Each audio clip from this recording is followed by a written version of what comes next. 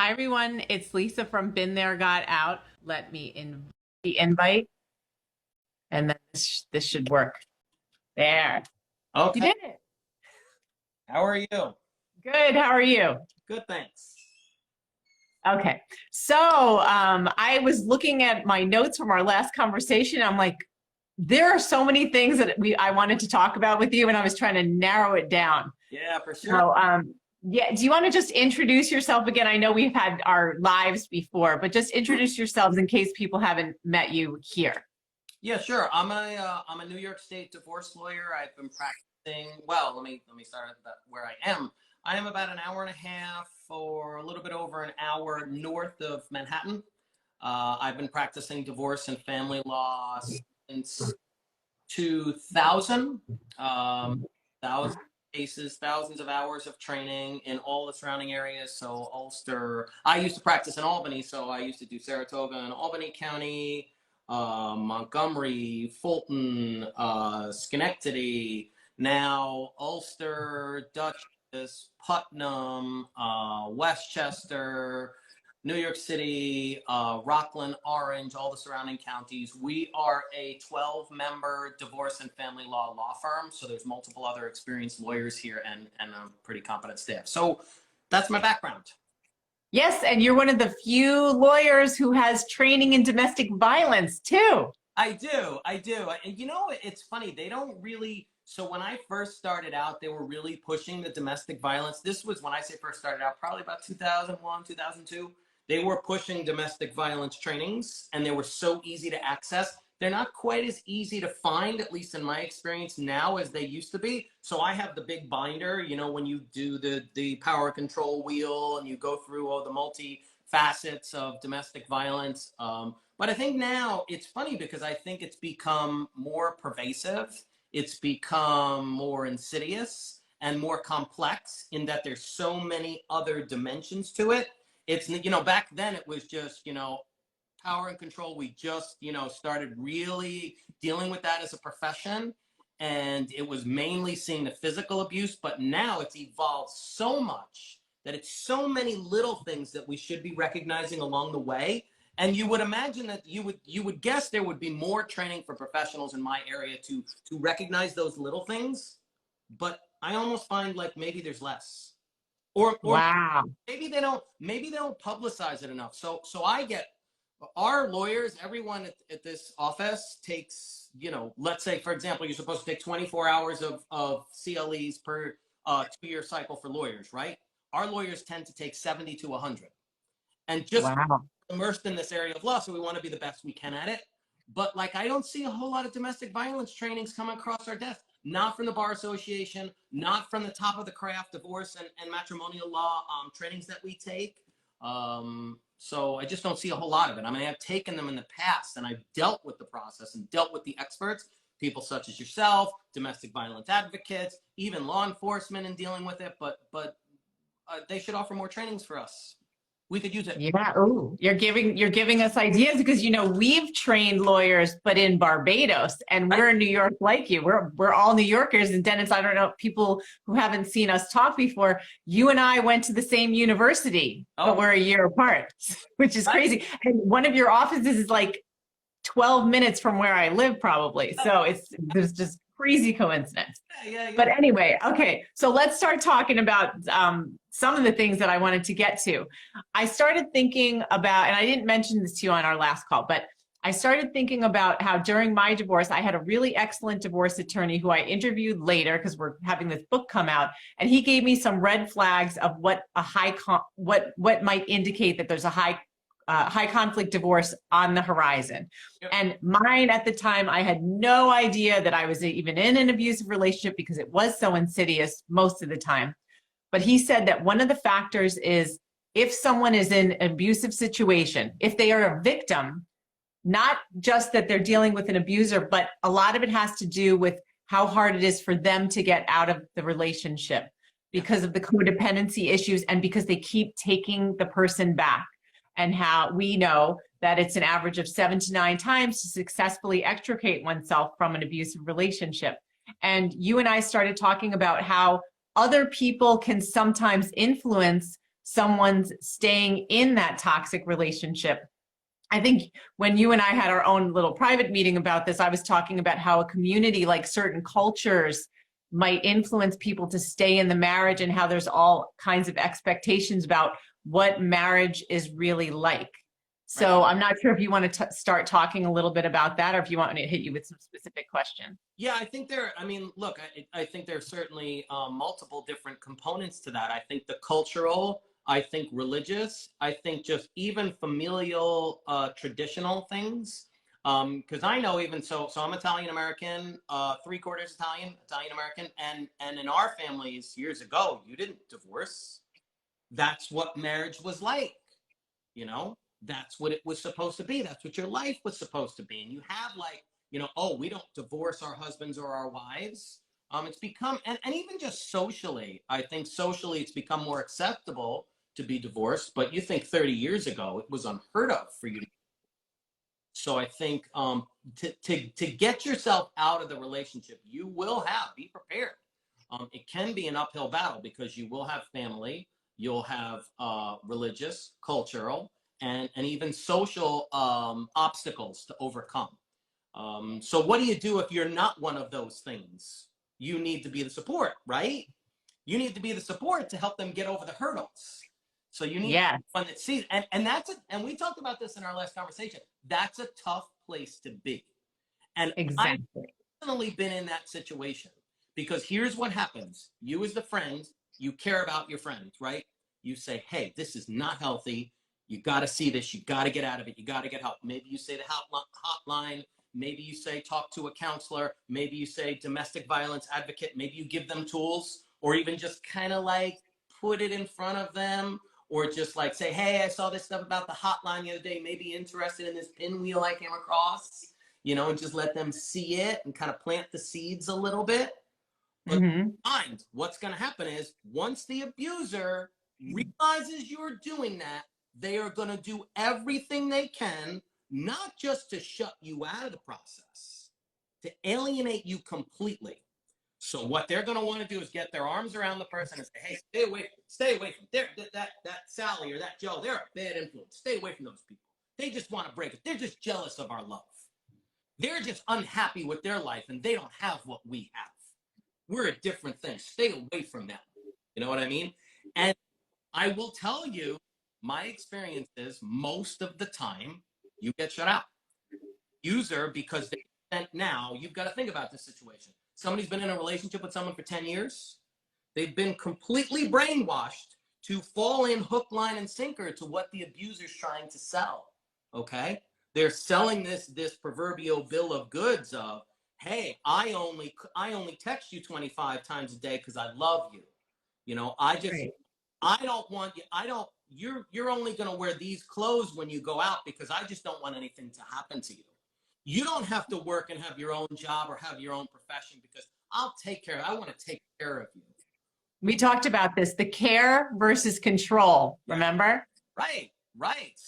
And I think so. And to be fair, and I'm not defending abusers, but to be fair, like I remember growing up as a guy, as a man, thinking like, girlfriend or even my current wife. I've only been say current wife. I've only been married once, and so I care about her. I love her. I want to protect her. I want her to be safe. But that's okay. That emotion is okay. That instinct is okay.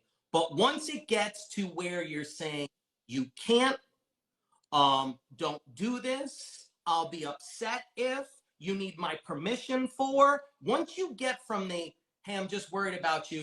If I was going someplace like that, just make sure you're aware of your surroundings. Just make sure if you're going any place, please. And be clear. Say, I just do that because I care. I can't control what you do. You do what you want to do. But remember, I'm your husband. I'm part of your family. I love you and I worry about you. That's all. But you can't say you don't go there, you don't go here, you don't see this person. That's the difference between care and control. Yeah. And what you just mentioned right before that too, with there has to be such a fine balance between being a friend or a family member on the outside of when you see someone in an abusive relationship, and then you start introducing, hey, someone who's been brainwashed, like, here, maybe, you might want to watch for this and to contact these resources. And then the other person, the abuser, here, they'll go back and say, oh, they're worried about me. You're acting this way. The abuser will say, no, no, no, no, no, stay away from that person. That's right. In a way, that can isolate someone who's been even more isolated, because like you said, that abuser takes the role of, like, it's us against the world and your friends don't understand and they just don't like me. Yeah. Right? 100%. 100%. And it's a tough position to be in as a friend, because I think, and again, this is something we didn't directly talk about before, but I think it's a tough position to be in. But my advice, and again, it's not expert advice, but just looking in from the outside, is the best thing you can do for that person is always stay involved, always stay there, always, even if you're not saying anything else, even if you say, hey, the last time I did this, they just shut me out, still being their support is good, is being there with them. And sometimes you have to fight for it. You have to overcome all those hurdles, all those obstacles that now the abuser is going to put in front of you to stay there as their friend and their support. It can make it really hard. And some people just check out and say, hey, I'm done with it. You want to stay with the abuser. I tried to help you. Every time I try to help you, I get, pushback from you and alienated from him or her, for that matter. I don't want to. I don't want to. But if you really care about that person, you stay there as much as you can. Right. And I'm thinking about something that we'll talk about with co-parenting with a difficult person in a while. But what you're saying highlights that if you allow yourself to be isolated because you feel like, I can't get past this gate, then the abuser has gotten his or her way, because they've been trying to isolate the person. Right. And then you saying, I've had enough, I can't stand this dynamic, and you go away, it makes it hard. So it is, like, very, very tricky. And we've had people come to us in situations where they're like, my family doesn't want to hear it anymore, because they've so many times they've warned me, to get out, and I've come to them and then I've gone back and I feel so stupid. So there's nobody else that I can talk to. Yep. And I'll ratchet this standard up tenfold. There are judges who do that. Really? I have a case in mind. I have a judge I can think of, who will remain nameless, who said, okay, tell the story anyway. You've been back here with order protections too many times. I'm tired of hearing it from you. I'm not going to give you another order of protection. I'm not going to give you. You've been back here too many times. And what they don't understand is, and listen, let me be clear about this. I've seen a whole lot of false allegations in my time as well. So it's really difficult for professionals in this area to discern what's true and what's not true. So I've seen stuff completely fabricated. So you need to put the time in to figure it out. But here's the thing. It means you take the time to figure it out, okay? If somebody's lying to you or they're not telling the truth, you as the judge, you as the lawyer, you need to figure it out. But you have to know that that's a mark of victims of domestic violence. Of course, that's the cycle. That's what happens. You need to be trained well enough to understand that. You need to know, yes, they're going to come in with an order of protection and withdraw it. I love my husband. I love my wife. I want them back. I don't care that they punched me in the eye and broke my nose. I don't care that they won't let me leave the house or have a job or know what the finances are. I don't care about any of that stuff. I want them back. That doesn't mean they're not a victim. In fact, quite the opposite. It's actually more proof that they're a victim.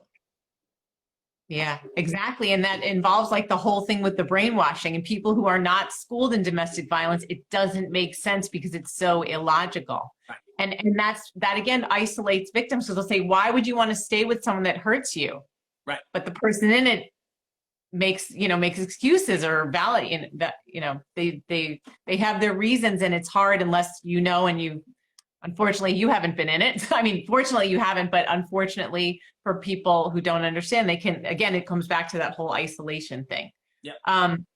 Okay. So I wanted to get into a little bit with your role as a lawyer. We're both New Yorkers, and when our clients don't want to hear some of the harsh realities, we just say, you need the harsh New York reality check. So how do you deal with that in your capacity as a family attorney when you have clients who are struggling to get out, clients who have the issues with coercive control, they're struggling to get out and they're waffling? Like, how do you handle that? I think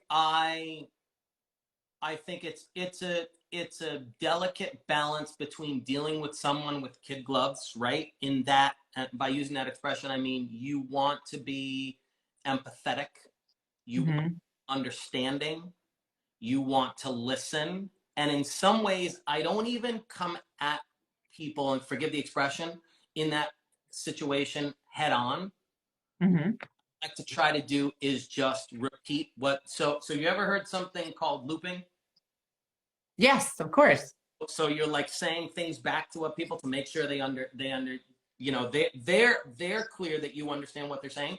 So what I'll do is some level of variation of that is I'll say, so you're telling me that your husband came home and smashed his head on the coffee table and said, I'm going to kill myself if you leave me. And then they kicked the dog and they're not on their mental health medication and refuse to go to treatment. And they threatened to kill you a year ago and broke your glasses 6 months ago. And you're wondering whether or not you're in danger enough to get an order of protection to make sure you stay safe. So hearing it from you. Won't say anything, because I think for sometimes for people, they never really looked at it objectively. They never just said it out loud and let their objective ears hear it. They're in it, but they don't hear it from the outside. So even, summarized in a timeline. So even just to synopsize it out loud and then just look at them and let them come to the conclusion. Not that I have a magical answer for that. I know people are brainwashed over decades, and it's not going to be, they're going to come into my office, I'm going to fix them overnight. I'm not suggesting that. I'm just saying that that's one of the additional things that you can use as a tool to help them see it. And the hope is that there's somebody like yourself, there's a friend or a family member, maybe they've looked at the website, they've looked at the pinwheel, maybe they're getting up the courage to call the hotline. Maybe they're starting to figure out the logistics of like, how could I get out if I wanted to? Hey, you got 3 kids, you're a stay-at-home mom or a stay-at-home dad, you don't pay the bills, you don't know what's going on. How do you get out? How do you get started? I wouldn't even imagine the fear and anxiety that comes along with that, right? Being in it. But sometimes you need to just like let them hear it from someone else, and not like you're trying to convince them, just like they want to hear you say it. And just and objectively say, hey, this, you know, and I didn't have to really even say anything. And I remember the person looking at me as, sounds kind of silly, doesn't it? And I didn't even really say anything then. I said, well, you know, my thought is you're always better safe than sorry. And so I did a live today on TikTok, and my advice to someone in a narcissistic relationship, toxic relationship with a spouse, was to get out. And my advice was, your safety and your kids' safety is first. Safety is first. The legal, all the other stuff we'll figure out as a close second. But the safety, the pragmatic, like the day-to-day, right now, today, tomorrow, and the next day, safety is first. Get out. Yeah. And I think what you said about the looping, and I think we call it mirroring too, is that it's just the very beginning of getting someone out of denial. Like you think about all this 12-step programs. The first thing is acknowledging that there's a problem that you can't control by yourself anymore. And then once you deal with it, then you have to start to ask for help and realize that you can't do it yourself. And that's when it begins. So I think what you're mentioning is like a very good first step, where you're not telling them you've got a serious problem, but they're gradually seeing the light, hopefully. Yeah. All right. So I want to totally shift gears to something that is like always a thing with all of our people, and that's co-parenting with a toxic partner, because we talked about that. Go with that, right? Yeah. So just a quick thing. So I did it a live a couple of weeks ago with Blended Family Frappe, who deals a lot with step families and blended families and all those issues. And she said that people seem to believe that the default after a divorce is very amicable co-parenting, and that it actually is not. Is it? No, but you know the answer to that already, don't you? Yeah. She's like, but people feel so bad because they're like other people, or it seems, shouldn't we just be able to still get along for the sake of the kids? Like, why aren't we both doing what's best for the kids? So I think it draws from the abuser, the toxic person doesn't want you to leave, right? That's the starting point. Mm-hmm. And I think what precipitates, so what I tell clients on a regular basis is the vast majority of the issues with custody and visitation are remnants of the broken relationship.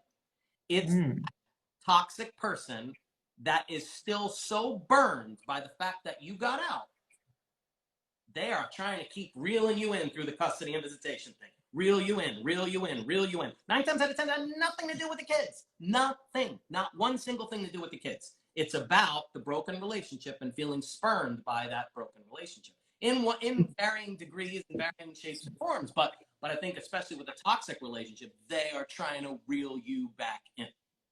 Absolutely. Okay, so you had said in our last conversation that the reality is there is no alternative. You can't just check out Right. as they'll achieve their goal. You want how can someone end up losing like when they just get so fed up? Talk a little bit about that. And then I'll let you go to lunch. I think, look, let's put it this way. I think so the toxic ex wants to reel you back in through the custody and visitation. And they know that as long as they continue that conflict, you've still got your connection with them, right? You can't get away from them. So whether it's gray rocking or it's parallel parenting or whatever you're doing, my advice to people is don't allow them to get their way. So their way is to try to get back at you by taking the kids from you. Try to get back at you by keeping you involved with them. Try to get back at you by hurting your feelings, getting you upset. Trying to get back at you by keeping you connected with them. Those are all part of. So how do you stand your ground, preserve the most important thing, which is contact with your kids and time with your kids, without allowing them to reel you back in every way, shape, or form? So it's a whole host of different things. It's not saying, well, they want to just take the kids, I don't want to deal with them, so I'll just let them have the kids. No, because then they're getting over, they're winning them. They're getting what they wanted, right? Because they're getting back at you by taking the kids from you. So the point is, you need to work with professionals who help guide you through that process, right? Insist on your rights, exercise your visits, spend your time with your kids, but don't reel into the bullshit. So when it's like, hey, I'm going to back and forth and call you names and this and that, high road. Okay, I'll see you at 3. Exactly. And that is so hard for us.